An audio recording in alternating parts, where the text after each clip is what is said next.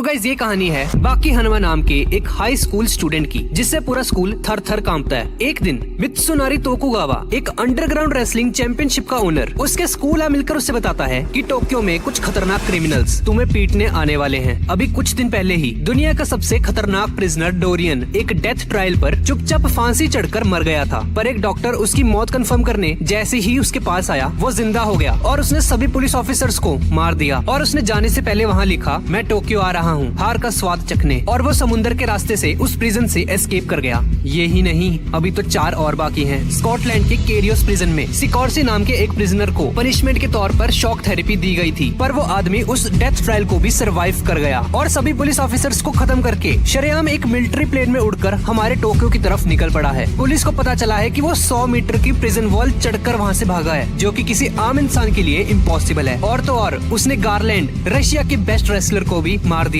ये तो दूसरा ही था। अभी इनके अलावा 3 और हैं। एक ने तो समुद्र में 200 मीटर नीचे एक सबमरीन में सभी पुलिस ऑफिसर्स को कुत्तों की तरह मारकर वहाँ से एस्केप किया है। और दूसरे रेयोको यानेगी ने तो एक बुलेट प्रूफ ग्लास तोड़कर प्रिजन एस्केप किया है। और एक अजीब बात ये थी कि उन सभी प्रिजनर ने अपने पीछे एक ही मैसेज छोड़ा था, जो कि था, मुझे हार का स्वाद चखना है। 5 मर्डर्स का चार्ज लगे हुए अनडेड क्रिमिनल्स, जिन्होंने भागते हुए अपने पीछे सेम मैसेज छोड़ा। बाकी तुम्हें पता है ना इसका क्या मतलब है? दोस्तों, इसका मतलब है कि वो सभी लोग बाकी को डिफीट करने टोक्यो आ रहे हैं, क्योंकि बाकी अंडरग्राउंड रेसलिंग का चैंपियन है। अब अगले दिन सिकॉर्स्की उन सभी में से एक प्रिजनर रॉब नाम के एक बहुत ही फेमस किक बॉक्सर को अपनी बॉडी में फिटेड रेजर से मार देता है। और कुछ गुंडे बाकी के बारे में उसके क्लासमेट से पूछते हैं और बोलते हैं, ओए बुलाओ उस बाकी को, बहुत पावरफुल है, हमने सुना है, आज उसके साथ 2-2 हाथ हो ही जाए। डरकर वो आदमी बाकी के पास जाता है और उसको अपने साथ लेकर उसे उन गुंडों से मिलवाता है। उनमें से एक आदमी उसे चाकू से मारने आगे आता है, पर तभी उसे फ्लैशबैक दिखाई देता है कि उसके मुंह पर बाकी ने एक मुक्का ऑलरेडी मार दिया है। हालांकि वो अपनी जगह से हिला तक नहीं है अभी तक। वो बाकी के डर से ही फ्रीज हो जाता है और बचे हुए गुंडों को भी उन्हीं की स्पेशल वेपन्स उन्हीं पे यूज करके उन्हें हरा देता है। पर तभी बाकी को अपने क्लासमेट के पीछे एक 9 फुट का आदमी खड़ा हुआ दिखाई देता है। इस तरफ पुलिस डिपार्टमेंट में तहलका मचा हुआ है। डोरियन, सिकॉर्सी, डॉयले, स्पेक और रेयोको यानेगी एक साथ प्रिजन से एस्केप कर चुके हैं। तभी एक ऑफिसर आकर उन्हें बताता है कि शहर में सिटीजन्स ने देखा है कि किसी आदमी ने हमारी एक पुलिस वैन को हाथों से ही कुचल दिया। और पूछताछ पर पता चला कि ये काम स्पेक का है, उन्हीं 5 क्रिमिनल्स में से एक। अब सीन उसी बंदे पे शिफ्ट हो जाता है जो कि बाकी को मारने उसके सामने आ चुका है। शो ऑफ करने के लिए वो बंदा खुद के मुंह में गोलियां चलाता है और कहता है, मैं टोक्यो का सबसे स्ट्रॉन्गेस्ट आदमी हूँ, क्या तुम ही बाकी हनुमा हो? दोस्त, मुझे हार को एक्सपीरियंस करना है, क्या तुम मेरा साथ दोगे? और उसके साथ हाथ मिलाते ही उसका हाथ नीचे गिर जाता है। ये देखकर बाकी की फट जाती है। वो बंदा बाकी को कुत्तों की तरह मारने लगता है और बोलता है, हाथ उठाओ, उठाओ हाथ। थोड़ी देर बाद पुलिस वहाँ आकर स्पेक को अरेस्ट कर लेती है। एक ऑफिसर बोलता है कि सर, यहाँ तो ऑफिसर कनाडा का हाथ पड़ा हुआ है। ये सुनकर बाकी शॉक हो जाता है और हमें पता चलता है कि ये हाथ एक पुलिस ऑफिसर का था, जो कि स्पेक ने मार दिया था। स्पेक बाकी के पास जाकर उसे बोलता है, ये तो बस शुरुआत थी, दोबारा बहुत ही जल्द मुलाकात होगी बाकी हनुमा। इसके बाद हमें युजिरो हनुमा, बाकी के फादर को दिखाया जाता है, जो कि दुनिया का सबसे स्ट्रॉन्गेस्ट क्रीचर माना जाता है। पुलिस, पॉलिटिशियंस सब के सब इस बंदे से डरते हैं। इस तरफ रायोको यानेगी गोके शिबुकावा से मिलता है, जिसने शिबुकावा स्टाइल जुत्सु इन्वेंट किया था। 70 साल का होने के बावजूद भी ये आदमी किसी को भी अपनी आई की टेक्निक से हरा सकता है। दूसरी तरफ स्पेक जेल में आराम कर रहा होता है और एक सीनियर इंस्पेक्टर उस पर कड़ी नजर रखने के लिए बोलता है। वो टॉयलेट करने जाता है पर देखता है कि स्पेक उसके बगल में ही बाल्टियों के हिसाब से सूसू कर रहा है। इंस्पेक्टर बोलता है, ओए तुम यहाँ क्या कर रहे हो? स्पेक बोलता है, हाँ वो मैं जरा बाथरूम करने आया था यहाँ पे, ये लो ये बंस खाओ, एकदम मस्त क्रिस्पी हैं। इंस्पेक्टर उसके मेन पॉइंट पे लात मारता है, पर स्पेक बोलता है, मैं तुम्हारे साथ अच्छे से पेश आ रहा हूँ ना, लो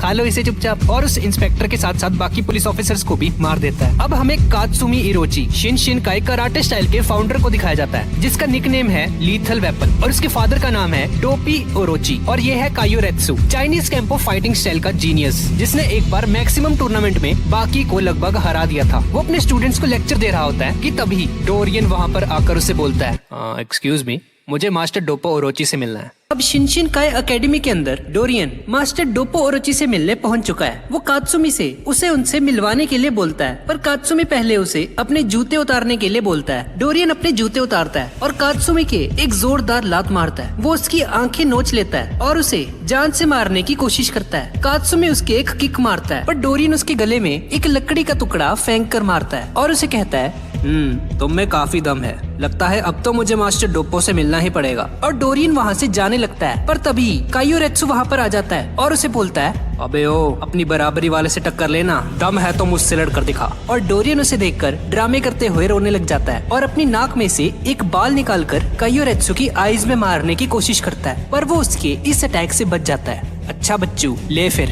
इससे बचकर दिखा अब। और वो उस पर आग उगलने लगता है और उन्हें चकमा देकर वहाँ से भाग जाता है। दूसरी तरफ बाकी के स्कूल में एक फिटनेस टेस्ट चल रहा है और 400 मीटर की एक रेस में बाकी सभी को हराते हुए सबसे तेज भाग रहा होता है, जिसकी वजह से जमीन में गड्ढे पड़ जाते हैं। और लॉन्ग जंप में भी बाकी क्रॉस लाइन को ही पार कर देता है, जिसे देखकर सभी स्टूडेंट्स हैरान रह जाते हैं। उसके टीचर को समझ नहीं आता कि ये इतना स्ट्रॉन्ग कैसे है। और तो और पुल अप करते हुए बाकी पुल अप बार को ही तोड़ देता है, जिसकी वजह से उसका टीचर उस पर काफी गुस्सा होता है, क्योंकि वो एक भी टेस्ट ठीक से कंप्लीट नहीं कर पाया था अभी तक और उसके स्कोर्स काफी कम थे। इसलिए बाकी अपने टीचर से बोलता है कि क्या अगर वो 1500 मीटर की रेस का वर्ल्ड रिकॉर्ड तोड़ दे तो क्या वो उसे पास कर देंगे इस टेस्ट में। उसका टीचर उसे बोलता है, 1500 मीटर 3 मिनट 26 सेकंड का रिकॉर्ड है, ये तुम कैसे तोड़ पाओगे। पर बाकी बोलता है, सर मुझ पे भरोसा रखिए, मैं ये कर लूंगा। बाकी अपने कपड़े उतार देता है और रेस के लिए रेडी हो जाता है। रेस शुरू हो जाती है और बाकी शुरुआत में ही रेस में सबसे आगे निकल जाता है, पर तभी उसे मसल क्रैम्प्स आ जाते हैं, जिसकी वजह से एंड में वो लास्ट पोजीशन पर आता है। और बाकी का टैलेंट देखकर वो टीचर उसे पास कर देता है। इस तरफ मित्सुनारी कांजी इगारी से मिलता है, जिसने मैक्सिमम टूर्नामेंट में बाकी को लगभग हरा दिया था। पर तभी सिकोर्सी वहाँ पर आकर उस पर हमला कर देता है और एक एम्बुलेंस उसे लेकर जाती है और मित्सुनारी सिकोर्सी को अपने साथ लेकर वहाँ से निकल पड़ता है। इस तरफ पुलिस स्टेशन में स्पेक ने I will be back soon का एक पर्चा लगाया होता है अपने सेल के बाहर और मित्सुनारी और सिकोर्सी एक जगह पर आकर देखते हैं कि वो सारे क्रिमिनल्स एक साथ वहाँ पर आ चुके हैं। मित्सुनारी उनका स्वागत करता है और बताता है कि मैं स्टेडियम का मालिक हूँ और अब ये बताओ कि तुम सब यहाँ पर क्यों आए हो। डोरियन बताता है, ये कैसा सवाल है, ये जापान की सबसे फेमस जगह है जहाँ दुनिया के सबसे बेस्ट फाइटर्स आते हैं। डोले बोलता है, मैं अपने मन की करता हूँ, मुझे यहाँ पर आना था इसलिए मैं यहाँ पर आ गया। और तभी बाकी मित्सुनारी से मिलने वहाँ पर आ जाता है और बोलता है, सर मुझे आपसे कुछ बात करनी थी। वो सभी लोग बाकी को नोटिस करते हैं और तभी डोप्पो ओरोची और कुछ और खतरनाक फाइटर्स वहाँ पर आ जाते हैं।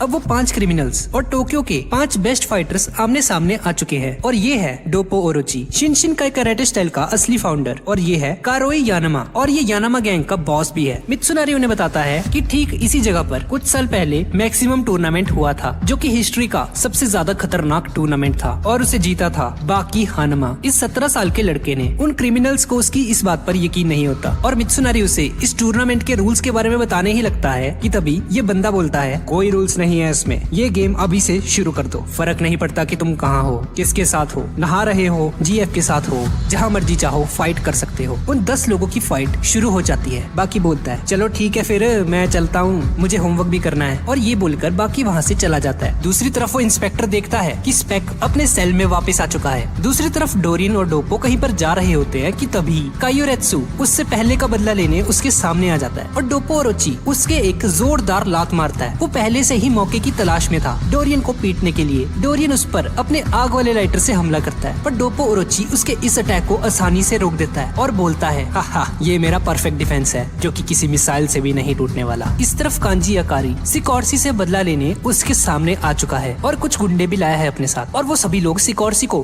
पकड़ लेते हैं। वापस डोप्पो ओरोची की तरफ हम लोग देखते हैं कि डोरियन उसका हाथ एक धागे से काट देता है। दरअसल डोरियन के पास एक स्पेशल लाइटर होता है जिसमें एक मकड़ी के जाले से भी ज्यादा पतला और नायलॉन से भी ज्यादा स्ट्रॉन्ग धागा निकलता है। डोरियन बोलता है, ये धागा साइंस के नजरिए से एक चमत्कार है, बहुत पहले से मैजिशियंस भी ऐसे ही धागे यूज करते हैं अपने ट्रिक्स के लिए। और ओरोची समझ जाता है कि जब उसने उसकी किक मारी थी पहले, तभी उसने मौके का फायदा उठाकर वो धागा उसके हाथ में डाल दिया था। पर ओरोची को इसकी आदत थी। दरअसल ट्रेनिंग के दौरान उसका हाथ बहुत बार टूट चुका था और तभी वो उसके मुंह पर एक जोरदार मुक्का मार देता है और डोरियन नीचे जमीन पर गिर जाता है। इस तरफ कांजी और उसके दोस्त सिकोर्सी को मारने का कोई प्लान बना रहे होते हैं। कांजी उसे 5 गोलियां मारता है पर इससे उसे कुछ भी नहीं होता। वो उसके साथियों को मार देता है और कांजी सरेंडर कर देता है और कहता है, प्लीज मुझे जाने दो, पर सिकोर्सी उसकी बात नहीं मानता और एक जिम रॉड और कुछ डंबल्स उठाकर उसके मारने लग जाता है, जिसकी वजह से कांजी की मौत हो जाती है। अब सीन बाकी की तरफ शिफ्ट हो जाता है, जो कि अपनी गर्लफ्रेंड कोजुई मात्सुमोटो के साथ घूम रहा होता है। उस लड़की को पता होता है कि बाकी एक फाइटर है। वो दोनों आपस में बात कर रहे होते हैं कि तभी कुछ गुंडे उनका रास्ता रोक लेते हैं और बाकी से कहते हैं, ओए चुपचाप अपने सारे पैसे हमें दे दो, सुना ना तुमने। पर बाकी की आंखों में देखते ही उनकी फट जाती है और वो खुद ब खुद बाकी का रास्ता छोड़ देते हैं और वो दोनों वहाँ से चले जाते हैं। दोनों एक डेट पर जाते हैं और काफी मजे करते हैं और वापस घर की तरफ जाते वक्त कोजुई बाकी का हाथ पकड़ लेती है। पर तभी हम लोग देखते हैं कि स्पेक बाकी को पीछे से देख रहा होता है। अब बाकी अपनी गर्लफ्रेंड के साथ घूमने फिरने के बाद उसे वापस उसके घर छोड़ने जा रहा होता है और तभी स्पेक वहाँ पर आ जाता है और हम देखते हैं कि कोजाई बाकी को लेकर बहुत ही ज्यादा परेशान होती है कि तुम एक रियल फाइटर हो, तुम्हारी जान हर वक्त खतरे में रहती है, तुम्हें अपना ख्याल रखना चाहिए। अगर मैं तुम्हारे साथ जिंदगी गुजारूंगी तो हमेशा मैं भी परेशान रहूंगी। कोजाई के माइंड में बहुत सी बातें घूम रही होती हैं और फिर कोजाई बाकी से कहती है कि तुम जिनके साथ लड़ते हो उनकी भी तो फैमिली है ना, उनके भी तो बीवी बच्चे हैं। अगर उन्हें कुछ हो जाता है तो क्या उनकी बीवी और बच्चे तुमसे नफरत नहीं करेंगे? और जैसे ही कोजाई बोलती जा रही होती है, बाकी उसे गले से लगा लेता है और उसे कहता है, बस खामोश हो जाओ अब। फाइटर्स अपनी मर्जी के साथ ऐसा रास्ता चुनते हैं। मैंने पिछले 17 सालों में कोई भी अच्छी चीज नहीं देखी है। मेरे डैड और मेरी मॉम मुझसे नफरत करते थे और वो हमेशा से चाहते थे कि मैं दुनिया का सबसे स्ट्रॉन्गेस्ट पर्सन बनूं। मैंने यही रास्ता चुना है और मेरी जिंदगी का यही मकसद है। मैं अपने डैड को हराऊंगा और इस रास्ते पर चलते हुए मुझे कुछ हो जाता है तो मुझे उस चीज का जरा भी अफसोस नहीं होगा। और अगर तुम मेरे साथ चलना चाहती हो तो तुम भी मेंटली तैयार रहना। मैंने अगर मेरी मॉम के अलावा किसी और पर आज तक ट्रस्ट किया है तो वो तुम हो, कोजाई। वो दोनों आपस में बात कर रहे होते हैं कि तभी स्पेक वहाँ पर आ जाता है और फिर वो जैसे ही बाकी पर अटैक करने वाला होता है तो बाकी घूर कर स्पेक की तरफ देखता है तो स्पेक वहीं पर खड़ा खड़ा मानो जम सा जाता है। लेकिन इसी दौरान हानायामा वहाँ पर पहुंच जाता है और वो स्पेक की जबड़े को पकड़ लेता है और उसे बाकी से दूर फेंक देता है। वो बाकी और कोजाई की जान बचा लेता है और कहता है, तुम्हारी लड़ाई मुझसे है, तुम बाकी से दूर रहो। और अब स्पेक और हानायामा की फाइट शुरू हो जाती है। स्पेक एक जोरदार लात हानायामा के मुंह पर मारता है, उसके नाक से खून निकलने लग जाता है और अब वो अपने कपड़े उतार देता है और हम देखते हैं कि यानाहामा के बैक पर एक बहुत ही मस्त सा टैटू होता है जिस पर कई तलवारों के निशान भी होते हैं। ये जो टैटू आप देख रहे हो ये यानाहामा फैमिली के लीडर्स का एक सिंबल है और ये टैटू सिर्फ वही इंसान बना सकता है जिसके पास बहुत ही ज्यादा स्ट्रेंथ होती है। और इस टैटू पर ये स्वॉर्ड के निशान तब आते हैं जब यानाहामा एक पूरी की पूरी गैंग के साथ अकेला ही फाइट करने पहुंच जाता है। और ये स्टोरी जानने के बाद उन दोनों के बीच में फाइट शुरू हो जाती है। स्पेक अपने हाथ में आने वाली हर चीज के जरिए हानायामा पर हमला करना शुरू कर देता है। कभी वो यानाहामा का जूता पकड़कर उस पर अटैक करता है और कभी वो बेंचेस को उठाकर हानायामा की बैक पर मारने की कोशिश करता है। पर इन छोटी मोटी चोटों का हानायामा पर कुछ ज्यादा असर नहीं होता और वो अपने फाइटिंग स्टांस को अपना लेता है। ये देखकर स्पेक भी काफी ज्यादा एक्साइटेड हो जाता है और कहता है, बहुत खूब, काफी अरसा गुजर चुका है, एक स्ट्रॉन्ग ओपोनेंट मिले। इतने सालों के बाद कोई ताकतवर ओपोनेंट मुझे मिला है। तुम तो स्टैच्यू ऑफ लिबर्टी की तरह आराम से खड़े हो गए हो, जैसा हाल मैंने स्टैच्यू ऑफ लिबर्टी का किया था। दरअसल स्पेक ने अभी थोड़ी देर पहले ही स्टैच्यू ऑफ लिबर्टी को तोड़ दिया था, जिसे लोग अभी बहुत ही मुश्किल से दोबारा से वापस जोड़ने की कोशिश कर रहे हैं। बिल्कुल वैसा ही हाल अब मैं दोबारा करने वाला हूँ। और ये कहते ही स्पेक बिना सांस लिए एक के बाद एक खतरनाक अटैक करना शुरू कर देता है उस पर। वो लगातार उस पर मुक्के बरसा रहा होता है। स्पेक अपनी सांस को 5 मिनट से भी ज्यादा के लिए रोक सकता था, इसलिए वो बिना सांस लिए उस पर लगातार अटैक्स कर पाता है। पर हानायामा की स्ट्रेंथ भी कम नहीं थी, उसकी स्ट्रेंथ आम लोगों से कई ज्यादा होती है, इसलिए वो अपने दोनों हाथ आगे करके स्पेक के सारे पंचेस को ब्लॉक कर रहा होता है। और फिर जैसे ही हानायामा को रियलाइज होता है कि स्पेक के पंचेस की ताकत थोड़ी सी धीमे पड़ने लगी है, वो इस मौके का फायदा उठाकर आधे सेकंड के अंदर ही एक जोरदार पंच स्पेक के मुंह पर मारता है। ये इतना खतरनाक पंच होता है कि उसके मुंह पर पड़ते ही वो दूर जाकर गिरता है। इस तरफ पुलिस को दिखाया जाता है जो कि स्पेक की वजह से बहुत ही ज्यादा परेशान होते हैं और कहते हैं, अरे यार, ये स्पेक ने तो हमारे जेल को जैसे होटल समझ लिया है, जब मर्जी आता है जब मर्जी जाता है, क्या है ये, और रात गुजारने के बाद यहाँ से चला जाता है। हमने उसे मारने की हर मुमकिन कोशिश की है पर हमारी गोलियां भी उसके सामने फेल हो चुकी हैं। पर कोई बात नहीं, अब अगली बार जब वो आएगा ना तब देखना, बहुत ही खतरनाक तरीके से मारने वाला हूँ मैं उसे। दूसरी तरफ हानायामा स्पेक के मुंह पर एक के बाद एक जोरदार गुस्से बरसा रहा होता है और वह स्पेक से पूछता है, हाँ भी आगे स्वाद, तुम्हें हार का मजा चखना था ना, लो मजा आ रहा है अब। हानायामा के पंचेस को बर्दाश्त करने की ताकत तो किसी में भी नहीं होती है, इसलिए स्पेक की हालत धीरे धीरे खराब होने लग जाती है और फिर अचानक से ही स्पेक हार मान लेता है। हानायामा ये देखकर काफी ज्यादा हैरान हो जाता है कि ये इतनी आसानी से कैसे अपनी डिफीट मान ली। पर हमें पता चलता है कि ये स्पेक की एक चाल थी। दरअसल उसके हाथ में 6 कारतूस होते हैं जिसे वो हानायामा के मुंह में डालकर उसका मुंह बंद कर देता है, जिसकी वजह से वो गोलियां फट जाती हैं और हानायामा का जबड़ा तकरीबन आधा टूट चुका होता है उस धमाके की वजह से और अब वो बहुत ही ज्यादा बुरी हालत में होता है। पर हानायामा नीचे गिरने से पहले स्पेक के मुंह पर एक जोरदार पंच मार देता है और इस फाइट का विनर हानायामा निकलता है। दूसरी तरफ पुलिस देखते हैं कि हानायामा ने स्पेक को बुरी तरह से पीट दिया है और उसे कॉलर से पकड़ रखा है। पुलिस हानायामा का शुक्रिया अदा करती है कि तुमने इतने खतरनाक क्रिमिनल को पकड़ लिया है। पुलिस हानायामा को पहले से ही जानती थी, इसलिए वो उसकी काफी रिस्पेक्ट भी करते थे और उसे जाने देती है। और जैसे ही हानायामा वहाँ से जाने लगता है और स्पेक को गिरफ्तार करने के बाद उसे पुलिस की गाड़ी में बिठाया जाता है, तो स्पेक पुलिस वालों पर अटैक कर देता है और देखते ही देखते उन सभी पुलिस ऑफिसर्स को मार देता है। और फिर वो सभी पुलिस ऑफिसर्स को मारकर पुलिस की गाड़ी को अपने हाथों में उठा लेता है और हानायामा पर गिरा देता है और एक रॉड के जरिए हानायामा के फेस पर अटैक करने की कोशिश करता है और उसे मारते हुए कहता है, तुम्हारे पास मौका था मुझे हराने का, लेकिन तुमने इस मौके को गवा दिया। अगर जैसे मैं तुम्हें मार रहा हूँ तो मुझे इसी तरह थोड़ी और देर मारते रहते तो मैं कब का मर चुका होता। और फिर वो एक गन निकालकर हानायामा की बॉडी को गोलियों से छन्नी कर देता है। स्पेक उस पर जरा भी रहम नहीं करता और हानायामा की टांगों पर फायरिंग करनी स्टार्ट कर देता है। जब हानायामा जख्मी होकर जमीन पर गिर जाता है तब स्पेक उसके मुंह पर जोरदार लाते मारता है। मुझे तो लगा था कि हानायामा का खेल अब समाप्त होने वाला है, लेकिन ये तो मेरी गलतफहमी थी यार, क्योंकि हानायामा इतनी आसानी से नहीं मरने वाला था, मजाक थोड़ी है कोई। और फिर जैसे ही स्पेक ने अपनी गन निकालकर हानायामा के मुंह में डाली तो हानायामा ने, जिसका जबड़ा पहले से टूटा हुआ था, उसके मुंह में दोनों तरफ से सुराख था और उसने उस गन की डायरेक्शन को चेंज कर दिया और जो गोली उसके सर में लगनी थी वो उसके जबड़े से बाहर निकल गई। और फिर हानायामा इस मौके का फायदा उठाकर स्पेक को जमीन पर गिरा देता है और उसके मुंह पर लगातार मुक्के बरसाने शुरू कर देता है। और हानायामा के मुक्कों के बारे में तो हम जानते ही हैं कि उसके हाथों में कितनी ज्यादा ताकत है। स्पेक अपने आंखों पर हाथ रख लेता है, जिसे देखकर हानायामा थोड़ा कंफ्यूज हो जाता है कि अब ये क्या करने वाला है। और तभी हम लोग देखते हैं कि वो एक फ्लैश ग्रेनेड उसके सामने मारता है। उस नेड की रोशनी इतनी ज्यादा होती है कि हानायामा की आंखों में पड़ते ही उसे कुछ नजर नहीं आता। दरअसल एक स्टैंड नेड था यार, जैसा हम BGMI में खेलते हैं। अब हानायामा को कुछ भी दिखाई नहीं दे रहा होता, वो अंधा हो चुका है, पर ना दिखने के बावजूद भी एकदम सही निशाना लगाकर वो स्पेक के मुंह पर एक मुक्का मारता है। लेकिन स्पेक भी चालाक था और वो जमीन की तरफ से निकलकर उसे पीछे से पकड़ लेता है और उसकी गर्दन को दबोच लेता है और उसकी गर्दन की हड्डी को तोड़ने की कोशिश करता है। और तभी हानायामा अपनी सबसे खतरनाक टेक्निक को यूज करने की कोशिश करता है। जैसा कि मैं आपको बता चुका हूँ कि हानायामा के हाथ में बहुत ही ज्यादा पावर होती है, तो वो स्पेक की बाजू पकड़कर उस पर जबरदस्त प्रेशर बनाने की कोशिश करता है, जिसकी वजह से स्पेक के हाथों के मसल्स फटना शुरू हो जाते हैं। और जैसे ही स्पेक को इस बात का अंदाजा हो जाता है कि बहुत ही जल्द उसका बहुत ही बुरा हाल होने वाला है, तो वो अपने हाथ की एक उंगली हानायामा के कान में घुसाने की कोशिश करता है ताकि वो हानायामा के ब्रेन को डैमेज कर सके। लेकिन हानायामा इस कदर का डैमेज लेकर भी अपने पांव पर खड़ा रहता है और स्पेक की गर्दन हानायामा के हाथ में होती है। और फिर जैसे ही हानायामा अपने हाथ की मदद से स्पेक की गर्दन पर प्रेशर डालने की कोशिश करता है तो स्पेक बहुत ही जल्द बेहोश हो जाता है और उसे हॉस्पिटल ले जाया जाता है, जहाँ उसका इलाज चल रहा होता है। और हम देखते हैं कि स्पेक की हालत बहुत ही ज्यादा खराब होती है। ये स्पेक की रियल फॉर्म होती है। एक डॉक्टर एक्सप्लेन करता है कि दरअसल ये स्पेक की असली हालत है। इस बंदे की असली एज 97 है, पर पहले इसकी बॉडी से हमें लगता था कि ये 50 साल का होगा, क्योंकि इसके मसल्स काफी ज्यादा बड़े होते थे और इसकी एज लगभग 50 के आसपास होगी। लेकिन हम सब गलत थे। अब दूसरी तरफ हमें बाकी को दिखाया जाता है, जो कि एक टेस्ट दे रहा होता है और इस पेपर में वो अपने नाम के सिवा और कुछ नहीं लिखता, बिल्कुल मेरी तरह।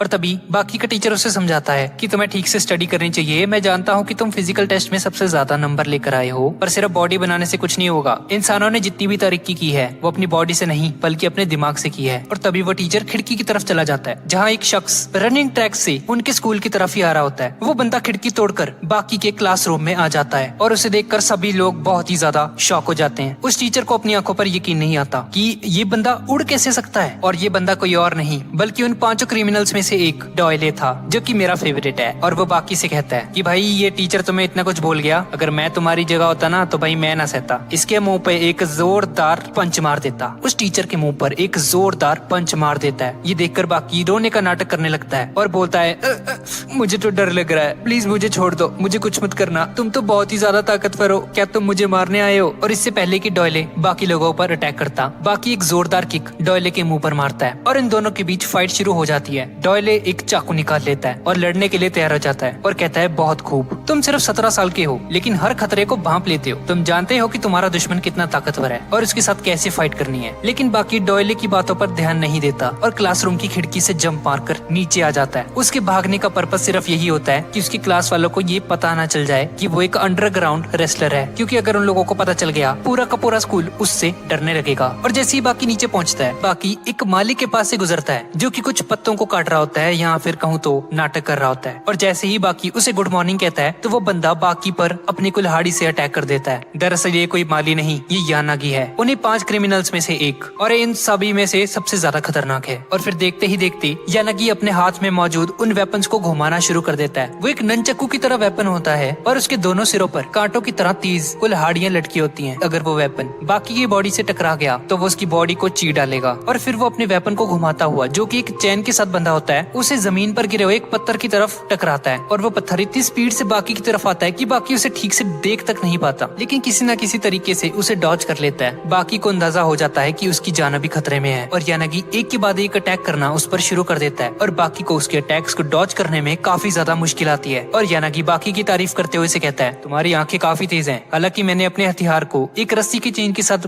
बांधकर बनाया है, जिससे उसकी रफ्तार बहुत ही ज्यादा तेज हो जाती है, लेकिन तुम फिर भी मेरे वेपन्स के अटैक को देख पा रहे हो। ये बहुत ही इंप्रेसिव बात है। वो अपने एक वेपन को निकालकर बाकी को पकड़ा देता है और अपने दूसरे वेपन को रस्सी में बांधकर अपनी स्पीड को डबल कर देता है और कहता है, सिंगल वेपन को यूज करना दो वेपन से ज्यादा आसान होता है। अब देखता हूँ बेटा कैसे बचते तुम मेरे अटैक से। और फिर देखते ही देखते वो अपनी स्पीड को बढ़ा लेता है काफी ज्यादा और वो उस पर अटैक कर देता है और बाकी के हाथ में जो वेपन होता है वो उसको भी बीच में से काट देता है। और इसी फाइट के दौरान जैसे ही यानागी अपनी पूरी फुल फोर्स के साथ बाकी पर अटैक करने की कोशिश करता है तो बाकी अपनी शर्ट को उतार देता है और वो शर्ट उसके वेपन में फंस जाती है, जिसका मतलब है कि यानागी के दोनों वेपन्स अब बेकार हो चुके हैं। इसी दौरान पीछे से शिबुकावा वहाँ पर आ जाता है और वो जैसे ही यानागी का नाम लेता है और यानागी जैसे ही मुड़कर पीछे देखता है तो वो पानी से भरी हुई केतली को यानागी को पकड़ा देता है। तभी हम फ्लैशबैक में देखते हैं कि बहुत पहले यानागी ने ऐसी ही सेम हरकत की थी शिबुकावा के साथ, पर उस टाइम उस केतली में गर्म पानी था, जिसकी वजह से शिबुकावा के दोनों हाथ जल गए थे। और ये पूरा इंसिडेंट अब वो यानागी के साथ रिपीट करता है। दरअसल वो यहाँ पर उससे बदला लेने आया होता है, पर तभी हम देखते हैं कि वो पानी गर्म नहीं होता, वो ठंडा पानी होता है। ये शिबुकावा का एक छोटा सा मजाक होता है जिसको यानागी शुरू में समझ नहीं पाता और शिबुकावा अपना मुंह फाड़ फाड़ के हंस रहा होता है और कहता है, भाई मजा आ गया भाई आज तो। लेकिन शिबुकावा अपनी अटैक को यूज करते हुए यानागी के वेट और उसकी फोर्स को उसी के खिलाफ यूज कर देता है और उसे जमीन पर पटक देता है। ये देखकर बाकी का मुंह खुला का खुला रह जाता है, पर यानागी भी इतनी आसानी से हार नहीं मानने वाला होता और शिबुकावा काफी जख्मी हो जाता है। अब यानागी के हाथ में हम एक ऐसा वेपन देखते हैं जो कि किसी शेर के पंजे जैसा होता है और फिर शिबुकावा बाकी से कहता है, लगता है हम दोनों को मिलकर इससे फाइट करनी होगी, क्योंकि जब ये टूर्नामेंट स्टार्ट हुआ था तो हमने डिसाइड किया था कि इसका कोई रूल नहीं है। ये कहते ही शिबुकावा, जिसके हाथ से खून बह रहा होता है, यानागी के मुंह पर खून के छींटे फेंक देता है जो कि सीधा जाकर उसकी आंखों में गिरते हैं और वो थोड़ी देर के लिए अंधा हो जाता है। शिबुकावा इस मौके का फायदा उठाता है और अटैक कर देता है और वो बाकी को भी कहता है, ओए तुम भी मेरी मदद करो। वो दोनों मिलकर उससे फाइट करते हैं। यानागी धीरे धीरे कमजोर पड़ रहा होता है पर वो जरा भी नहीं घबराता। बाकी यानागी के पेट पर एक जोरदार किक मारता है, अपनी हिप्नोटाइज करने वाली एबिलिटी का यूज करता है और बाकी का नाम पुकारता है और उससे पूछता है, बाकी दुनिया की सबसे खतरनाक गैस कौन सी है? मेरी बातों पर ध्यान दो बाकी। बाकी धीरे धीरे उसकी बातों में गुम होने लगता है। उसे कुछ भी समझ नहीं आ रहा होता कि ये क्या हो रहा है उसके साथ। वो उसके माइंड को हिप्नोटाइज कर रहा होता है और चलते चलते यानागी बाकी के बहुत ज्यादा करीब पहुंच जाता है। शिबुकावा उसे बोलता है, ओए स्नैप आउट ऑफ इट, क्या कर रहे हो ये? वो तुम्हें मार देगा, वो तुम्हारे पास आ रहा है बहुत ज्यादा। पर बाकी तो मानो किसी और ही दुनिया में होता है और यानागी इस मौके का फायदा उठाकर वो अपने गैस के हैंड को बाकी के नाक के पास आकर रख देता है, जिसकी वजह से बाकी बेहोश हो जाता है। उसकी आंखें खुली होती हैं और तभी दूसरी तरफ हम लोग देखते हैं कि एक सुमो रेसलर बेड पर लेटा हुआ होता है। दरअसल इस बंदे पर भी यानागी ने हमला किया था अपनी पॉइजनस गैस की मदद से, और क्योंकि सांस के जरिए जब कोई पॉइजनस गैस इनहेल की जाती है वो धीरे धीरे तुम्हारी पूरी बॉडी में फैलने लगती है और आप हिल डुल नहीं पाओगे। यही सेम चीज अभी बाकी के साथ हो रही थी। इसी टेक्निक की वजह से यानागी को ये टाइटल मिला था जो कि था द पॉइजनर। बाकी एकदम बेहोश पड़ा होता है और फिर यानागी बाकी से पूछे हुए सवाल का जवाब देते हुए कहता है, मैंने तुमसे पूछा था ना कि सबसे पॉइजनस गैस कौन सी है, तो वो होती है ऑक्सीजन, क्योंकि हवा में 24 घंटे ऑक्सीजन होती है। हर एक बंदा ऑक्सीजन को इनहेल करता है और अगर मैं इसी ऑक्सीजन को अपनी ताकत बना लूं तो मैं अपने ओपोनेंट को आसानी से हराने में कामयाब हो पाऊंगा। और ये सब बोलने के बाद वो बाकी को जगाकर वहाँ से फरार हो जाता है। शित्सुनारी अपने सभी फाइटर्स को बुलाता है और रज की गालियां देता है उन्हें, और वो खास तौर पर बाकी से कहता है कि तुम यानागी से हार जाओगे, ये मैंने कभी सपने में भी नहीं सोचा था। बाकी मेरा नंबर 1 फाइटर बगैर किसी रूल के हार गया, मैं बहुत ज्यादा हैरान हूँ, मुझे तुमसे ये उम्मीद नहीं थी। और उन सभी की इंसल्ट करने के साथ साथ उनको मोटिवेट भी कर रहा होता है कि मार्शल आर्ट का ये मतलब नहीं है कि तुम सभी को एक अखाड़े में फाइट करनी है, बस ऐसा नहीं होता, तुम्हारा दुश्मन कहीं भी आ सकता है, तुम्हें हमेशा रेडी रहना चाहिए। ये सब सुनकर यानाहामा गुस्से में आ जाता है और टोकुगावा को कॉलर से पकड़ लेता है और उसे कहता है, ओ बुड्ढे अपनी बकवास बंद कर तू, ठीक है, ये हमें पता है। ये सुनकर टोकुगावा को भी गुस्सा आ जाता है और वो यानाहामा के मुंह पर एक पंच मार देता है और उसे कहता है, ओए नीचे उतार मुझे डरा रहे हो तुम, ओए नीचे उतार मुझे। वो रोते हुए से कह रहा होता है कि मुझे तुम्हारे हारने का सबसे ज्यादा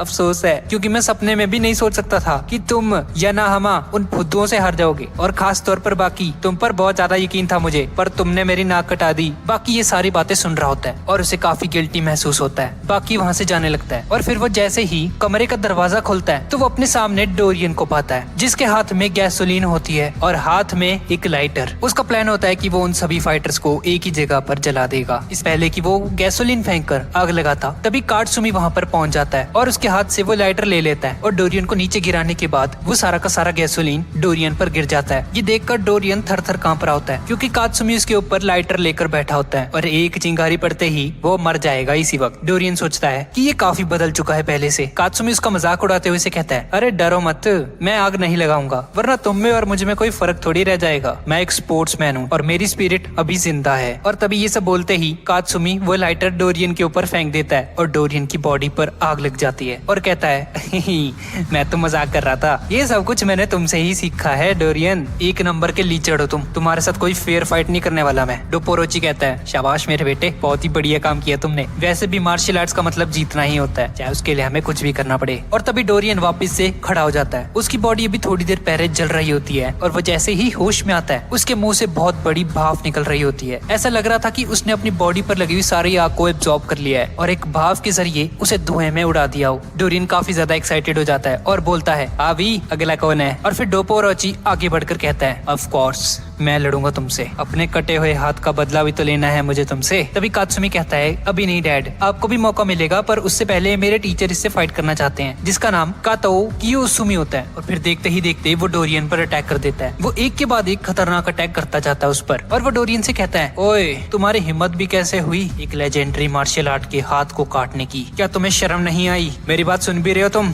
डोरियन उसकी बातों को इग्नोर कर रहा होता है। कात्सुमी बोलता है, लगता है तुम्हारे कान किसी काम के नहीं है, शायद तुम्हें ठीक से सुनाई नहीं देता है। चलो मैं तुम्हारी कान ही काट देता हूँ, सारा मसला ही खत्म हो जाएगा। और ये बोलते ही वो डोरियन के कानों को अपने हाथ से ही काट देता है। दरअसल उसके हाथ में एक बारीक सी स्ट्रिंग होती है, वो इस वेपन का यूज करता है उसके कान को काटने के लिए। डोपोरोची कहता है कि असल में कराटे क्या होते हैं मैं तुम्हें दिखाता हूँ। और ये बोलते ही वो एक जबरदस्त किक मारता है डोरियन के। वो तीनों आपस में बात कर रहे होते हैं कि तभी डोरियन इस मौके का फायदा उठाकर अपने उस इनविजिबल स्ट्रिंग के जरिए कात्सुमी और उसके टीचर को उस स्ट्रिंग से बांध देता है। और फिर वो जैसे ही उनके टुकड़े टुकड़े करने वाला होता है, डोपोरोची अपने हाथ की मदद से ही उस स्ट्रिंग को काट देता है। ये देखकर डोरियन हैरान हो जाता है कि मेरे पास दुनिया की सबसे स्ट्रॉन्ग और सबसे पतली स्ट्रिंग है, और इस बंदे ने अपने हाथ से ही उसे तोड़ दिया। ये कैसे हो सकता है? ये स्ट्रिंग तो इतनी मजबूत है कि ये किसी हेलीकॉप्टर को भी रोक सकती है, तो इस बंदे ने कैसे इसे तोड़ डाला? और जैसा कि हमें पता है कि डोपोरोची के हाथ बहुत ही ज्यादा स्ट्रॉन्ग होते हैं, डोरियन अपने मुंह से एक ग्रेनेड निकालता है और ग्रेनेड की पिन फेंकते ही एक जोरदार धमाके के साथ वहाँ से गायब हो जाता है। पर इनसे उन लोगों को ज्यादा डैमेज नहीं होता और वो सभी लोग टोकुगावा की जान बचा लेते। और डोरियन एक पाइपलाइन की मदद से नीचे गटर में पहुंच जाता है अपनी जान बचाते हुए, जहाँ उसने सोने के लिए अपना एक बेड भी लगाया होता है। और फाइटिंग प्रैक्टिस करने के लिए बहुत अच्छी जगह भी होती है, जिसका मतलब है कि वो अंडरग्राउंड रहना पसंद करता है। और जैसे ही वो हेडफोन लगाकर सुकून से गाने सुन रहा होता है तो कात्सुयुमी उसका पीछा करते हुए वहाँ पर पहुंच जाता है और डोरियन से कहता है, तुम मुझसे बचकर नहीं भाग सकते बच्चू। डोरियन उसे देखकर कहता है, तुम वो इंसान नहीं हो जो मुझे हरा सकता है और हार का मजा चखा सकते हो। कात्सुयुमी से पूछता है कि तुमने इस जगह को क्यों चुना? डोरियन उसे बताता है कि बचपन में जब उसके परिवार पर फौज ने अटैक किया था तो वो लोग अंडरग्राउंड हो जाया करते थे और एक टनल बनाकर अपनी जान बचा लिया करते थे। वो इस जगह को बचपन से जानता है और अपनी जान बचाने के लिए अक्सर इस टनल में आ जाया करता था। कात्सुमी कहता है कि मुझे तुम्हारी ये सैड स्टोरी सुनकर काफी ज्यादा दुख हुआ, और ये कहते हुए वो एक जोरदार किक डोरियन के मारने की कोशिश करता है, पर डोरियन उसकी इस किक को डॉज कर लेता है और अचानक से उसकी लेफ्ट साइड पर आ जाता है और एक जोरदार मुक्का उसके मुंह पर मारता है और कहता है, मैंने तुम्हें कहा था ना, तुम वो नहीं हो जो मुझे हरा सकता है। और फिर जैसे ही डोरियन उसे पंच मारकर जमीन पर गिरा देता है तो वो शराब जो वो थोड़ी देर पहले पी रहा होता है उसकी बोतल को तोड़ता है और अपनी हाथों में ग्रीस लगाने के बाद उस बोतल के टुकड़ों को उस ग्रीस पर चिपका देता है और अब उसका हाथ एक वेपन में ट्रांसफॉर्म हो चुका है। और फिर जैसे ही इन दोनों के बीच में फाइट स्टार्ट होती है तो कात्सुमी अपने पीछे पड़े हुए ड्रम को उठाकर डोरियन के मुंह पर फेंकता है, पर इस बार डोरियन काफी खतरनाक तरीके से फाइट कर रहा होता है और उसके ड्रम अटैक को आसानी से रोक लेता है। और कात्सुमी को रियलाइज हो जाता है कि डोरियन को हराना बहुत ही ज्यादा मुश्किल होने वाला है। अब यहाँ पर जिंदगी और मौत की फाइट होने वाली है। वो डोरियन पर अटैक करने की कोशिश करता है, पर उसके हाथ में वो बोतल के टुकड़े होते हैं जिसकी मदद से वो कात्सुमी के पाँव को काट देता है। कात्सुमी समझ जाता है कि डोरियन के टैग अब ऐसे हो गए हैं जैसे किसी ने कांटों वाला आर्मर पहन लिया हो और इस पर सीधा अटैक करना खतरे से खाली नहीं है। और फिर डोरियन उसे कहता है, तुम्हारे पंच में जान नहीं है, जाओ पहले डोपोरोची से कुछ सीख कर आओ। वो असली कराटे जानता है। ये सुनकर वो समझ आता है कि डोरियन उसे पोक कर रहा है, ये मेरा हौसला हौसला कम करना चाहता है, पर वो कहता है कोई बात नहीं, जब मैं ये फाइट जीत जाऊंगा तो डोपो और ओची भी मुझ पर नाश करेंगे। और इस सीरीज का पहला पार्ट यहीं पे खत्म हो जाता है। तो गाइस ये थी आज की वीडियो, और अगर आपको इसका अगला पार्ट चाहिए तो नीचे कमेंट पे मुझे जरूर बताइएगा, और हम मिलते हैं इसके अगले पार्ट में।